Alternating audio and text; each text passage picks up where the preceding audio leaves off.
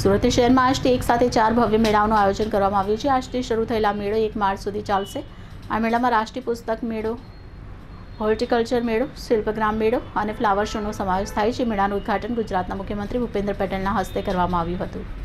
મુખ્યમંત્રી ઉપસ્થિત જનમેદનીને સંબોધતા જણાવ્યું, આ પ્રકારના આયોજનથી શહેરમાં સાંસ્કૃતિક, શૈક્ષણિક અને કૃષિ ક્ષેત્રે જાગૃતિ આવે છે। તેમણે આયોજકો અને સુરત મહાનગરપાલિકાના પ્રયત્નોની પ્રશંસા કરી। રાષ્ટ્રીય પુસ્તક મેળાની વાત કરીએ તો આ વર્ષે વડાપ્રધાન નરેન્દ્ર મોદી દ્વારા લિખિત પુસ્તકોને સમર્પિત ખાસ થીમ પેવેલિયન આકર્ષણનું કેન્દ્ર બની રહ્યું છે। આ ઉપરાંત નમો રીડિંગ કોર્નર અને લેટર્સ ટુ પીએમ સેક્શન પણ ખાસ ઊભા કરવામાં આવ્યા છે, જ્યાં યુવાન અને વાચકો પીએમ મોદીના વિચાર અને તેમને લખાયેલા પત્ર વાંચી શકશે। ઉલ્લેખનીય છે કે સુરત મહાનગરપાલિકા દ્વારા વર્ષ 2000થી રાષ્ટ્રીય પુસ્તક મેળાનું આયોજન કરવામાં આવે છે।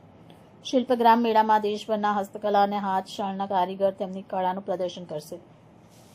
અહીં લોકોને વિવિધ રાજ્યની લોકકળા, હસ્તકલા અને ખાણીપીણીનો આનંદ લેવા મળશે। તો બીજી તરફ હોર્ટિકલ્ચર મેળો અને ફ્લાવર શોમાં રંગબેરંગી ફૂલોની પ્રદર્શની તેમજ બાગકામ સંબંધિત વિવિધ ઉત્પાદન જોવા મળશે। આ ચારેય મેળાઓમાં શહેરવાસીઓની ભારે ભીડ જમવાની શક્યતા છે। આયોજકો દ્વારા તમામ વ્યવસ્થા યથાવત રાખવામાં આવી છે।